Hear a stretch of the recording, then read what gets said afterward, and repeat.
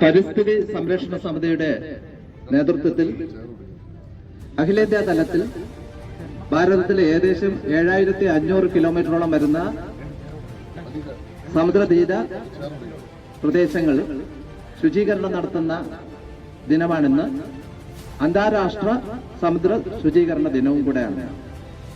ആ പ്രോഗ്രാമിൽ അധ്യക്ഷനായിട്ട് നമ്മുടെ ബഹുമാനപ്പെട്ട ആദരണീയനായിട്ടുള്ള നമ്മുടെ coastal police sub inspector Aneef Rasal സാറിനെ ക്ഷണിച്ചോളൂ. അതോടൊപ്പം തന്നെ വേദിയിലേക്ക് നമ്മുടെ ഇന്ന് ഈ പ്രോഗ്രാം ഇവിടെ ഉദ്ഘാടനം ചെയ്യുന്നതും നേതൃത്വം നൽകുന്നതും ഗായത്രി ഹോസ്പിറ്റലിന്റെ MD ആയിട്ടുള്ള ഡോക്ടർ സജി സാറാണ്. സാറിനെയും അതേപോലെ ഇന്ന് ഈ പ്രോഗ്രാമില് ഇവിടെ വിദ്യാർത്ഥികളുടെ സാന്നിധ്യം കൊണ്ട് നിറഞ്ഞിരിക്കുകയാണ്. അതിന് നേതൃത്വം നൽകുന്നത് അവിടുത്തെ പ്രിൻസിപ്പളായിട്ടുള്ള പ്രതാപ് റാണ സാറാണ്. സാറിനെയും അതോടൊപ്പം മൂവാർ സെൻട്രൽ റോട്ടറി ക്ലബിന്റെ ക്ലബ് അഡ്മിനിസ്ട്രേറ്റർ ആയിട്ടുള്ള പ്രേംകുമാർ സാറിനെയും വേദിയിലേക്ക് ക്ഷണിച്ചോളൂ.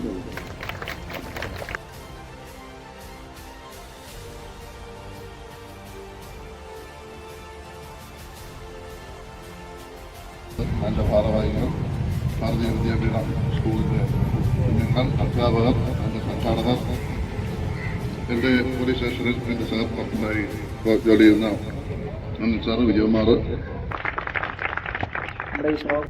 നമ്മൾ ഇന്നിവിടെ കൂടിയിരിക്കുന്നത് തീരദേശ ശുചീകരണ യജ്ഞം, ബൃഹത്തായ ഒരു പദ്ധതിയുടെ വെറും ഒരു കണിക മാത്രമാണ്. ഉൾപ്പെടെയുള്ള മാനവരാശിക്ക് ആവശ്യമായ ജീവവായുവായ ഓക്സിജന്റെ 75% നൽകുന്നത് സമുദ്രമാണെന്ന് ഞാൻ തിരിച്ചറിയുന്നു. മാനവരാശിയുടെ ഭക്ഷ്യസമ്പത്തിൽ ഒരു ഭാഗം സമുദ്രങ്ങൾ തന്നെയാണ് നൽകുന്നത്. വിവിധങ്ങളായ കാരണങ്ങൾ കൊണ്ട് സമുദ്രങ്ങളുടെ ചൂട് കൂടുകയാണ്. കരയിലെ ജൈവ അജൈവ മാലിന്യങ്ങളും പ്ലാസ്റ്റിക്കുകളും ധാരാളമായി സമുദ്രതീരങ്ങൾ വഴി സമുദ്രങ്ങളിൽ എത്തുന്നതിന്റെ അളവ് വളരെ കൂടുതലാണ്. ഇവ സമുദ്ര ആവാസ വ്യവസ്ഥയ്ക്ക് വലിയ ഭീഷണിയാണെന്ന് ഞാൻ മനസ്സിലാക്കുന്നു. ഇനി മുതൽ സമുദ്രതീരങ്ങളിലോ അവയിലേക്ക് ചേരുന്ന ജലസ്രോതസ്സുകളിലോ മറ്റിടങ്ങളിലോ യാതൊരു സാഹചര്യത്തിലും മലിനവസ്തുക്കൾ വലിച്ചെറിയില്ല.